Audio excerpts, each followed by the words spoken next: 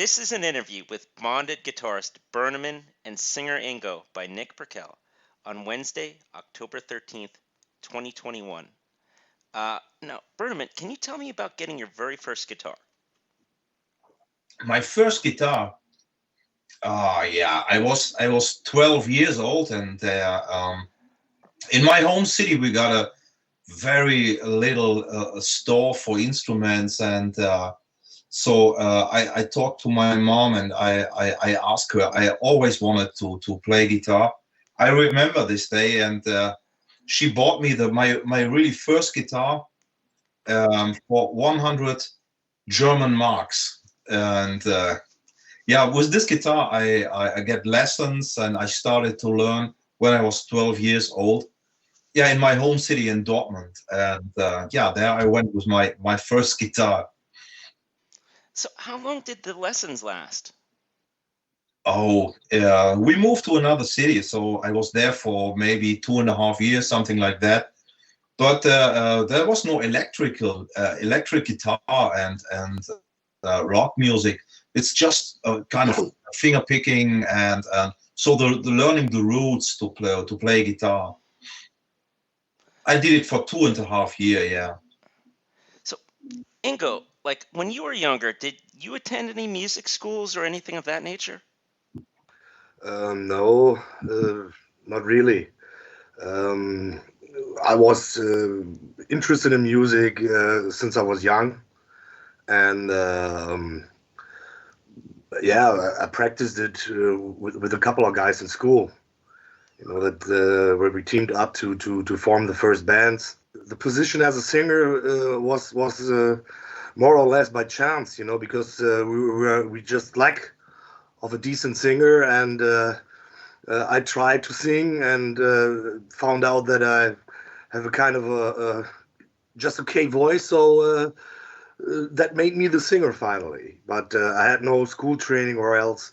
I took guitar lessons as well for I think 1 or 2 years to learn to play acoustic guitar and the basics.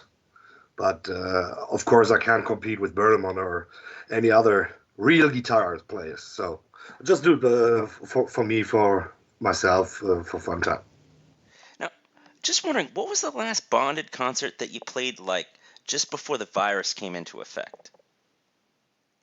The last concert we played was last year in, I guess, October, right? That's exactly 1 year ago, more or less. Exactly 1 year ago, and that was, as you can hear, 1 year ago, in the middle of the COVID time, when the second lockdown was lightened, and they tried to figure out in which way concerts are already makeable, and that's the last show we played. And before COVID, I don't know. Honestly, I guess it was the Metal Hammer Paradise show. Yeah, can that be? It must be Metal Hammer. No, the last show was in January. The release show from our CD. Yeah, true. We played the last show exactly at the release of the first CD, Arrest and Violence. That was on the 17th of January last year, and exactly, I guess it was 1 week later, maybe, then the lockdown followed, and the whole promotion was done. Yeah, that was a shame, really. Let me repeat that. On Arrest and Violence, you had Speesy from Kreator and Bobby Blitz of Overkill. What was your favorite memory of working with them for the album? It was all just fun, that Speesy is a good friend since many years. So he's living around the corner, more or less. And he get into the studio, and he played his tracks, and we got some beer and had big fun. That was great. It was a pleasure to see Speesy. So we are good friends, and that's the reason why he played for us. He's not only somebody, he's a good friend. And it's the same with Bobby from Overkill. So I know Bobby for many years, and he offered me to sing that song for us, but of course he didn't come to Germany, and so he just sent me the files. He was in New Jersey in the studio, and he recorded the files for the song in the US, and so he sent the files over. And yeah, but we are still in contact. To add, I have to say I'm really honored that Bobby did this for that song and for a record, because I'm also a big, huge Overkill fan since many, many years. And of course, this is a kind of a dream come true to perform a song, you wrote by yourself with one of your idols. So at that point, thanks again, Mr. Bobby Blitz.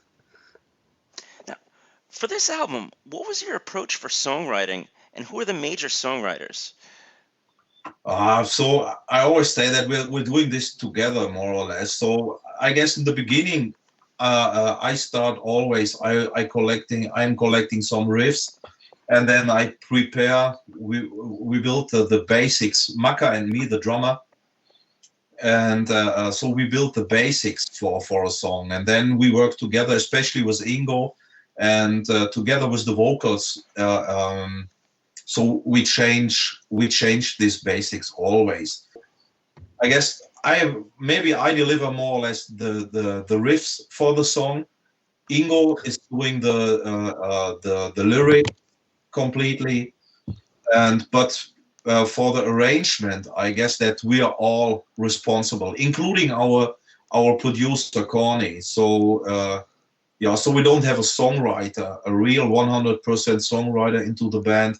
So the riffs, that's my job. The lyrics is Ingo's job, but the whole band is arranging. Is involved in it, right? I would also say that Bernemann is the one who's originating, the first ideas and the first musical lines. And just like you said, he's bringing up the riffs then, but it's a bit more than just the riffs. It's a basic, I mean Bernemann is a musician for many, many years now, and he's quite experienced in how to write a song, and he has also kind of a clear vision what a thrash metal song should sound like.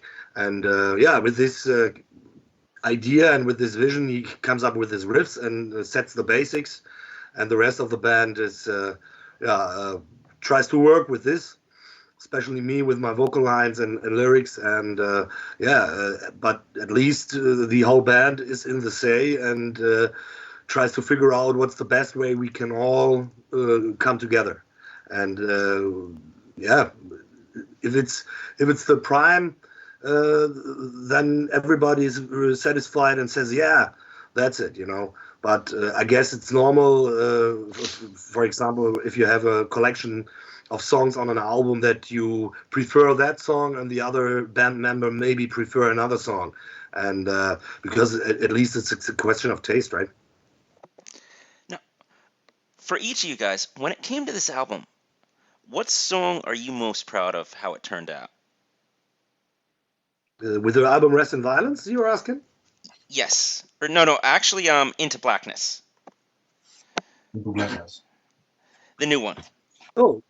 No. Yeah, if I may start, I prefer the single we first released, Into the Blackness of a Wartime Night. This is one of my favorites. Another favorite is the next song we are going to put out on video. It's Watch While the World Burns. And another favorite of mine is the last song, The Eyes of Madness. But I have to say, just right now in the moment, I'm really on to nearly every song on the album, because I'm really proud of it. I think we had the mission to at least produce another strong record, just like Rest in Violence, and in the prime maybe can top that and put another more effort on it, that it may reach that status or even top it. And in my opinion, we did it with the new album, because Into Blackness is in my opinion, there is no filler. It's all killer songs. Yeah, so I really don't have one favorite. I see the whole album as a unit. And honestly, this time I really don't have a favorite. I'm really proud of all the songs. And for example, there's one song, maybe it's the slowest song. Ingo, wie heißt er? Destroy the Things I Love. Destroy the Things I Love? Yeah. It's the Motorhead song, right? It's the slowest song on the album. It's kind of a mid-tempo song. I guess he means Destroy the Things I Love. Destroy the Things I Love, right? And this song I'm really proud of because it's grooving like hell. The next time is, for example, it's Final Stand. It's very fast and very much energy. So every song has something special for me. I really don't have. I can really not pick out just one favorite. So I see really the whole album as a unit, and I'm very proud of it. Absolutely. Now, can you tell me about some of the special guests you included on this album? No. I can't, because we didn't include any special guests on that album. Special guests. And that, to be honest, we had the idea, or I brought up the idea of performing a song with several other artists as kind of an anthem to metal, as kind of a unity song for metal. But we didn't conclude it with the song material we had to that time. And maybe we will do it on the next record. So I don't want to tell too much right now and too much about the idea, but there was the idea to bring on other artists as well. But on Into Blackness, they are just us. It's only Bonded Pure. Not only. So we have one girl. She's right. Speaking the intro for the third song, Queen of Blood, Lilith. And she's a singer from our producer's band. It's called Dæmonesq, and she helped us. When you listen to that song Lilith, you can hear her intro. She's speaking this. But I must confess that I really don't want guest musicians on this CD, and I don't miss it because we did it on the last, and you cannot do this all the time. So. At the first time on the Rest in Violence, that was colored. Bobby asked me to sing that song. Speesy offered us to play the bass guitar. This was a special moment, and we don't want to repeat it every time. I guess that was very special on the first CD. Maybe on the next we will have a guest musician, but we are not looking for. So maybe we got the opportunity to do something also with the friends together, but we are not exactly looking for it, You're not forcing it, but the idea is still on, and I will also try to keep it on because I like it, and I have some kind of a vision what there could be possible. But as Bernemann says, it doesn't have to be all the time, because otherwise it gets boring, and people are also reducing us then, this is Bonded, the band with the other singers or the other performers. And no, we are at first, we are Bonded just like us. Now, what was it like recording Lilith, Queen of Blood? The recording, recording was quite easy because we make a very, very detailed pre-production. This time because thanks to COVID makes it possible that we have more than enough time to prepare this CD. And so we really make a very detailed pre-production. I guess we used more than 3 months for recording lyrics and preparing everything. So the recording was very, how can I say, not very spectacular. Did go fast, right? Because we already knew what to do and which way to go, and it was just a question of perform at the highest level, So it wasn't thinking about ideas or flipping some song parts or stuff because everything was in line, and we were just heading out to perform the best way we could. Yeah, when we started the production, when we really started recording, there was no room for experiments or whatever. So when we started, everybody knew exactly what to do because we talked about everything and we tried everything in the pre-production. That was the first time for me that we really invested so much time into the pre-production because we had the time. That's very simple, but it was absolutely worth it. And yeah, that was what was cool working. Now, Division of the Damned is part of 4 tracks centering on that novel, Division of the Damned. Can you tell me how they play out? What exactly do you want to know? I don't know. Just give me like a little bit of a rundown on those 4 tracks that are like part of like a story in the album. Yeah, there's as you just stated, the Division of the Damned is one track of out of 4, which are alluding to the novel, The Division of the Damned, just quite right as well. And this book is kind of a let's say kind of a pulp story centered in the Second World War, and is dealing with the idea that the Germans are about to lose the war, and Himmler reaches out to the closest eastern country, to a Romanian count, who offers him a final weapon to win the war. And this weapon are daylight walking Nazi vampires.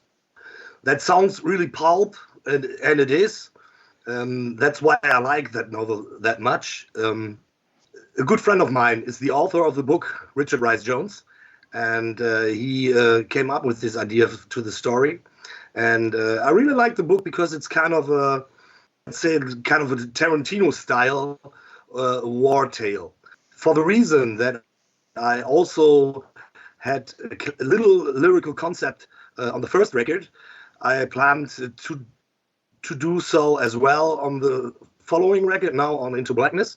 And yeah, that's why I finally came up with the idea to figure out the storyline of the Division of the Damned. Also, of course, Lilith, Queen of Blood, is dealing with this storyline, as well as the Holy Whore, and of course, Into the Blackness of a Wartime Night.